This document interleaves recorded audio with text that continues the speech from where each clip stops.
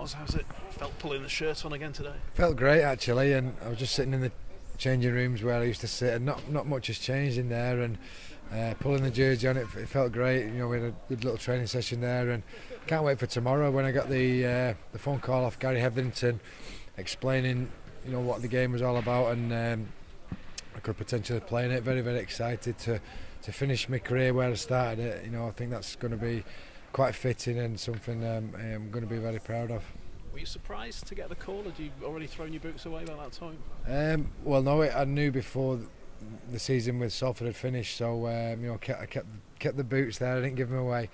But when I did have the conversation with Gary, very, very excited, and it's against New Zealand, which is the first team I played against for Great Britain as well. So it's quite fitting there, and but just to finish where I started, you know, Headingley, it's a very special place for me, and yeah, it's going to be great. And your last match was actually at the top of Kilimanjaro. How big a challenge is it going to be going from that to this? Yeah, it's been a tough few days. I committed to Kilimanjaro about a year ago before I knew about this game, and I thought I can't pull out now, so we climbed the mountain, we played the game at the top.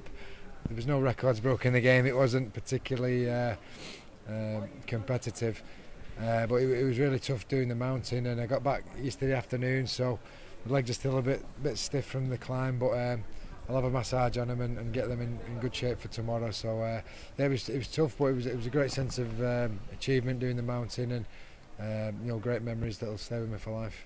You had some altitude sickness as well, didn't you? I did, yeah. Unfortunately, I made it to the top, which was the main thing, and played the game, which is again ticked the box. But then coming down, I had a bit of a turn with the altitude sickness. All your coordination goes, and I had a guide under each arm trying to get me down, but I was no good, and they had to send for a stretcher in the end. So, but there was 5 of us who had to get stretchered down. Barry McDermott being another one, and but at least they got up. That's the main thing. There was a couple who didn't quite make it up, which was disappointing. But yeah, made it up, but didn't quite make it down on my own accord. It's a good job that Baz went as well, isn't it? Stretchered down as well. Can you imagine if you had been and he hadn't? I know. That'd have been awful. I got enough abuse off Lee Breers. He was waiting at the bottom for me with a big grin on his face. But if Baz hadn't done it as well, you know, it would have been twice as bad. But yeah, I'm glad Baz with me to divert a bit of the ribbon. What about Friday? What about game time? What can we expect? Well, I'm not sure. I am starting the game, so hopefully the adrenaline will keep me going for as long as possible. But there's with it being,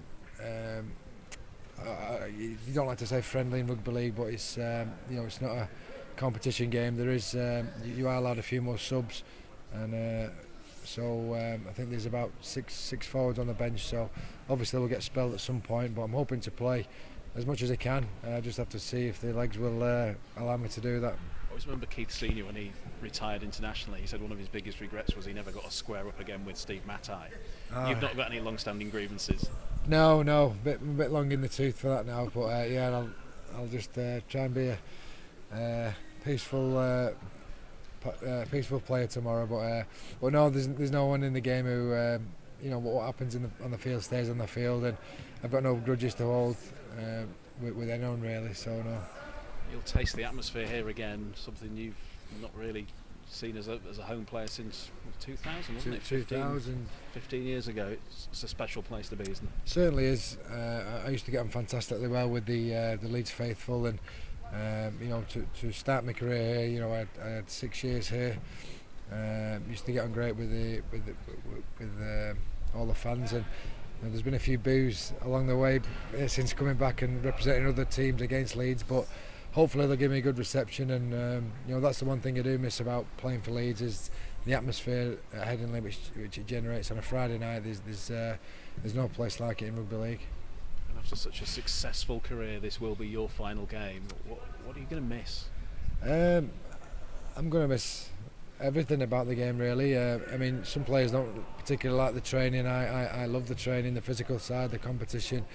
Game day, you know, before the game, the nerves, the competition during the game, even after the games, it's you know, it's great. I'm going to miss the sport I love, but I know it's the right time for me to call it a day, and I've had my fun. I've had 20 years in the business, so it's time for these young lads to take over me, and now it's their time to shine.